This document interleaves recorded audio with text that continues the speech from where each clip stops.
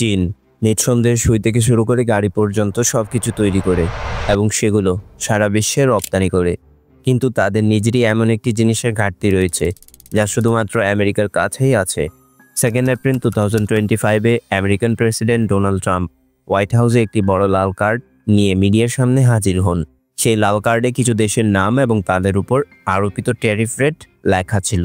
President Trump একে একে সমস্ত দেশের নাম এবং তাদের ট্যারিফ রেট পড়ে শোনান, আর তার সাথে সাথেই সারা বিশ্বে এক আতঙ্কের তরঙ্গ ছড়িয়ে পড়ে। আমেরিকা সহ বিশ্বের প্রায় সব স্টক মার্কেট ভেঙে পড়ে, কারণ এটি ছিল এক বিশাল যুদ্ধের ইঙ্গিত। এটা এক ধরনের যুদ্ধ যেখানে অস্ত্র হবে শক্তি আর সেই অস্ত্রের গোলাবারুদ হবে টাকা। হ্যাঁ, একে আমরা ট্রেড ওয়ার বা ট্যারিফ ওয়ারও বলতে পারি। ডোনাল্ড ট্রাম্প এমন একটি পরোক্ষ চাল চাললেন যা বিশ্বের সবচেয়ে শক্তিশালী দেশ চীনকে হাঁটু গেড়ে দাঁড় করিয়ে দিতে পারে। যদি এই ট্রেড ওয়ার শুরু হয় তাহলে এতে কার পাল্লা ভারী হবে, চীন নাকি আমেরিকা? দর্শকবৃন্দ, এই বিষয়টা ভালোভাবে বোঝার জন্য চলুন প্রথমে ট্যারিফ সম্পর্কে জেনে নিই। বেশিরভাগ মানুষ মনে করেন ট্যারিফ হয়তো অন্য কোনো দেশের উপর আরোপিত কোনো কর, কিন্তু আসলে এটা এক ধরনের ইম্পোর্ট ডিউটি যা শুধুমাত্র আমেরিকায় আমদানি হওয়া পণ্যের উপর আরোপিত হবে। অর্থাৎ যদি আমেরিকা ভারতের উপর 26% ট্যারিফ আরোপ করে, তার মানে হলো ভারতের যেসব পণ্য আমেরিকায় আসবে সেগুলোর উপর 26% কর আরোপ করা হবে। একইভাবে ডোনাল্ড ট্রাম্পের তালিকা অনুযায়ী পাকিস্তানের উপর 29% ট্যারিফ বসানো হয়েছে, আর তালিকার শীর্ষে ছিল চীনের নাম। 34% ট্যারিফ আরোপ করা হয়েছে। ট্যারিফ বা আমদানি শুল্ক আরোপ করা কোনো অস্বাভাবিক বিষয় নয়, যদিও এই একই তালিকা অনুযায়ী দেখা যায় ভারত আমেরিকার উপর ইতোমধ্যেই 52%, পাকিস্তান 58% এবং চীন 67% হারে ট্যারিফ আরোপ করেছে। কোনো দেশের জন্য ট্যারিফ বসানোর উদ্দেশ্য শুধু টাকা উপার্জন করা নয়, বরং এটি একটি উপায় হয় নিজের দেশের লোকাল ইন্ডাস্ট্রিকে রক্ষা করার। উদাহরণস্বরূপ হার্লে ডেভিডসন, যা একটি আমেরিকান প্রিমিয়াম মোটরসাইকেল ব্র্যান্ড, যখন এই বাইক আমেরিকা থেকে ভারতে আসে তখন ভারত সরকার এর উপর 100% কর আরোপ করে। ধরা যাক হার্লে ডেভিডসনের কোনো একটি মডেলের দাম 1 লক্ষ টাকা, তা ভারতে আসতে আসতে সে বাইকটির দাম 5 লাখ টাকা। আর যদি ভারত সরকার এই বাইকের উপর কোনো ট্যাক্স না লাগাতো তাহলে এই বাইক ভারতে তৈরি হওয়া রয়্যাল এনফিল্ড এর দামের কাছাকাছি হয়ে যেত। তখন ক্রেতারা যখন একই দামে দুইটি বাইক পেত, তখন সবাই আমেরিকান ব্র্যান্ডের বাইকটাই কিনতে চাইতো। এর ফলে কি হতো? ভারতের লোকাল বাইক ইন্ডাস্ট্রি বড় রকমের ক্ষতির মুখে পড়তো। এই কারণেই ট্যারিফ বা ইম্পোর্ট ট্যাক্স দিয়ে বাইরে থেকে আসা বাইকগুলোর দাম ইচ্ছাকৃতভাবে বাড়িয়ে তোলা হয়। এর পেছনে একাধিক সুবিধা রয়েছে। নাম্বার 1, দেশের স্থানীয় ইন্ডাস্ট্রি টিকে থাকে ও চলতে থাকে। নাম্বার 2, বিদেশি মুদ্রা সাশ্রয়ী হয়, কারণ এটা তো স্পষ্ট যে ব্যক্তি আমেরিকান বাইক ইম্পোর্ট করবে তাকে ঘুরে ফিরে আবার মার্কিন ডলারই আমেরিকায় পাঠাতে হবে, আর এতে করে ভারতের বৈদেশিক মুদ্রা সঞ্চয়ে ঘাটতি তৈরি হবে। এখন যেহেতু ট্যারিফ আমেরিকা আরোপ করেছে, তার মানে হলো অন্য দেশ থেকে আমেরিকায় যেসব পণ্য যাবে সেগুলোর উপর আমেরিকায় কর বসবে এবং সেই পণ্যগুলো আমেরিকায় দামি হয়ে যাবে।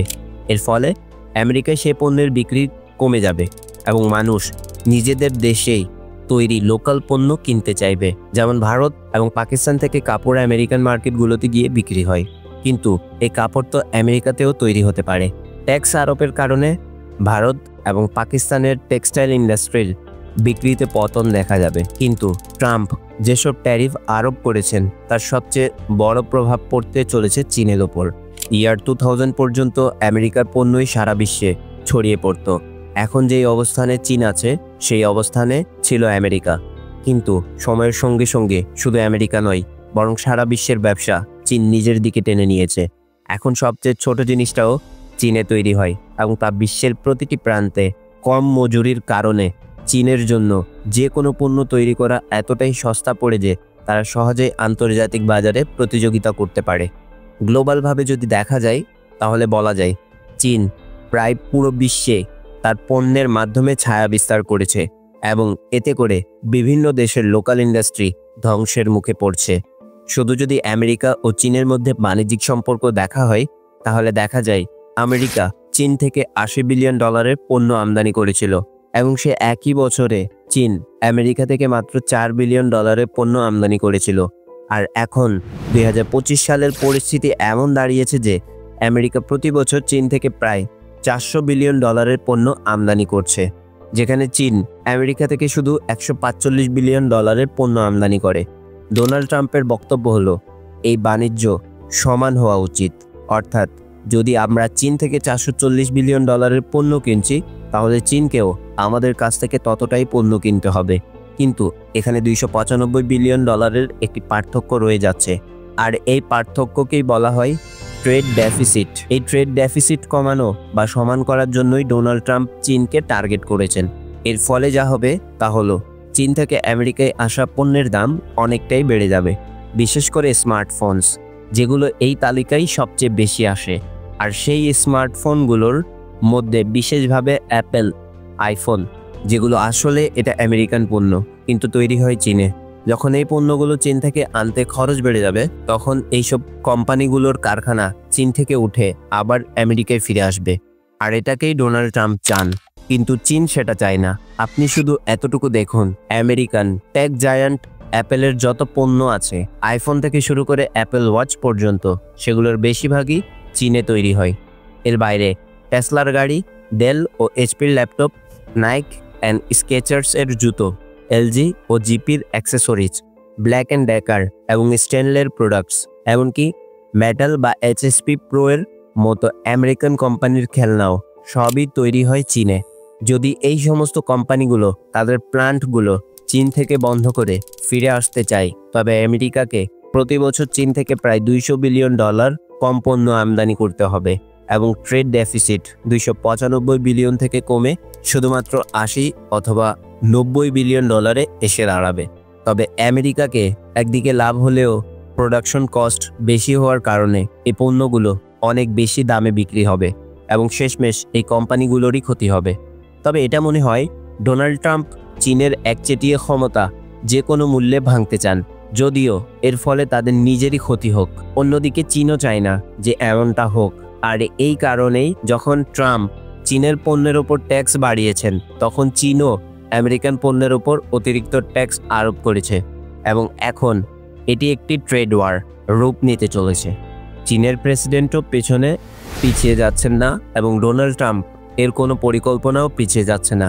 দুই দেশই একে অপরের উপর এত বেশি ট্যাক্স আরোপ করছে যে চীন থেকে যদি কোনো পণ্য $10 আসে, তাহলে তা এখন ডাবল দামে আসতে শুরু করবে এবং চীনে যদি আমেরিকার কোনো পণ্য আসে, তাও কিছুটা এমন পরিস্থিতি হবে।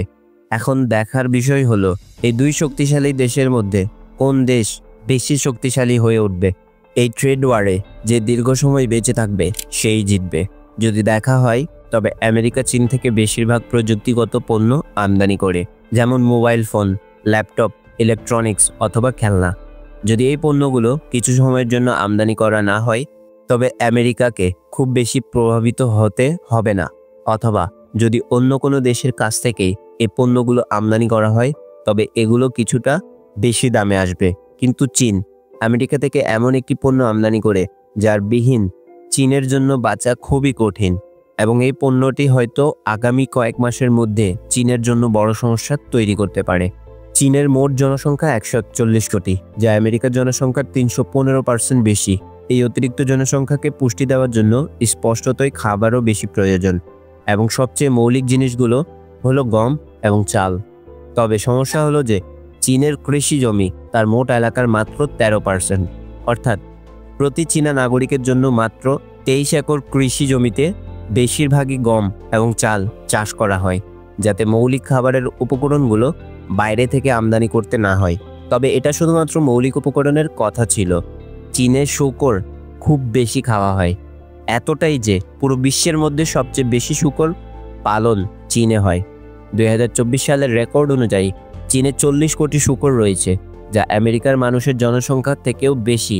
পৃথিবী জুড়ে পর্ক কনজাম্পশন একদিকে এবং চীনের একদিকে। এখন স্বাভাবিকভাবে এই 40 কোটি শূকরের খাবারের জন্য কিছু প্রয়োজন, যার জন্য এদের শূকরের খাবারের জন্য মাকাই এবং সয়াবিন ব্যবহৃত হয়। মাকাই দিয়ে শূকরের শর্করা যোগানো হয় এবং সয়াবিন দিয়ে প্রোটিন যোগানো হয়। তাদের খাদ্যের মধ্যে 60% মাকাই এবং 40% সয়াবিন থাকে।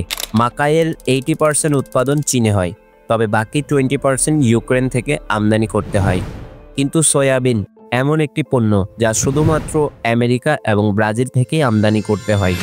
প্রতি বছর চীন শূকরের খাদ্যের জন্য 5 কোটি টন সয়াবিন আমদানি করে আমেরিকা থেকে, এবং এই পণ্য অন্য কোথাও থেকে আমদানি করা খুবই কঠিন, কারণ সয়াবিন এমন একটি ফসল যা কৃষকদের জন্য তেমন লাভজনক নয়। প্রতি 1 একর জমিতে মাত্র 1500 কেজি সয়াবিন উৎপাদন হয়। সয়াবিনের ক্ষেত্রে 1 একরে 6000 কেজি উৎপাদন হতে পারে। তবে এই ফসল শুধুমাত্র এমন জায়গায় সম্ভব যেখানে কৃষি জমি অনেক বেশি ফাঁকা পড়ে থাকে, যেমন আমেরিকা। কারণ আমেরিকার জনসংখ্যা অনেক কম এবং জমি অনেক বেশি। একজন আমেরিকান নাগরিকের জন্য প্রায় 1.25 একর জমি আসে, যা একটি চীনা নাগরিকের তুলনায় 400% বেশি। এ কারণেই আমেরিকা শুধু তার খাদ্য চাহিদা নিজে পূরণ করে না, বরং এতটুকু জমি অবশিষ্ট থাকে যেখানে সয়াবিন চাষ করা হয় এবং চীনকে রপ্তানি করা হয়। তবে এটা মনে করা উচিত নয় যে শূকর শুধুমাত্র সয়াবিন খায়। চীন ইতিমধ্যে এই ঝুঁকি অনুভব করেছিল এবং তারা তাদের শূকরদের খাবারে বিকল্প উপাদান যোগ করার চেষ্টা করেছে, যেমন ক্যানোলা সিডস। এগুলি সয়াবিনের তুলনায় সস্তা হলেও তাদের পাচনতন্ত্র কম কার্যকর, ফলে খাবার পরিমাণ বেশি দিতে হয়, যা মোট খরচ বাড়িয়ে দেয়। তারা পিনাটস বা সানফ্লাওয়ার মিলসও চেষ্টা করেছে, কিন্তু এতে এত বেশি প্রোটিন নেই যতটা সয়াবিনে রয়েছে, ফলে তাদের জন্য অতিরিক্ত সাপ্লিমেন্টস দিতে হয়, যার জন্য আরও বেশি খরচ হয়। এখন চীনে একটি নতুন পরীক্ষা চালানো হচ্ছে যেখানে ইনসেক্টস চাষ করা হবে এবং তারপর সেই পোকামাকড় শূকরদের খাওয়ানো হবে। তাদের প্রোটিনের চাহিদা পূর্ণ করার জন্য এটি পরীক্ষা নিরীক্ষার পর্যায়ে রয়েছে। এর পাশাপাশি চীন একটি ট্রেড সারপ্লাস দেশ, অর্থাৎ এখানে যত পণ্য উৎপাদিত হয় চীন একা সেগুলি গ্রাহক হতে পারে না। তাদের বেঁচে থাকার জন্য তাদের পণ্য বিশ্ববাজারে বিক্রি করতেই হবে। ট্রেড সারপ্লাস অর্থনীতির সবচেয়ে বড় ক্ষতি হলো যে তাদের হারানোর জন্য অনেক কিছু থাকে। অপরদিকে আমেরিকা, যা একটি ভোক্তা বাজার হিসেবে প্রতিষ্ঠিত হয়েছে, তাদের কাছে কেনার জন্য অনেক অপশন রয়েছে। যদি তারা চীন থেকে না কিনে, তবে তারা অন্য কোথাও থেকে পণ্য কিনে তাদের চাহিদা পূর্ণ করতে পারে। ডোনাল্ড ট্রাম্প তার পূর্ববর্তী মেয়াদেও চীনের উপর ট্যারিফ আরোপ করেছিলেন এবং তাতে স্পষ্টভাবে দেখা গিয়েছিল যে চীন ক্ষতিগ্রস্ত হচ্ছে, এবং এবারও কিছু এমনই আশা করা হচ্ছে। ডোনাল্ড ট্রাম্পের কাছে এমন অনেক শক্তি রয়েছে যেগুলি দিয়ে তিনি চীনের উপর চাপ সৃষ্টি করতে পারেন, এবং সম্ভবত চীনও এর ভালো মতো ধারণা করেছে।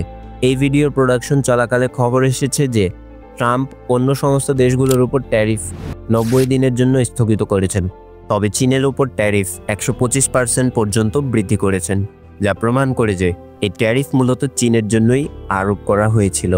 আশা করছি win all in one YouTube চ্যানেলের এই ভিডিওটি আপনারা ভরপুর লাইক এবং শেয়ার করবেন।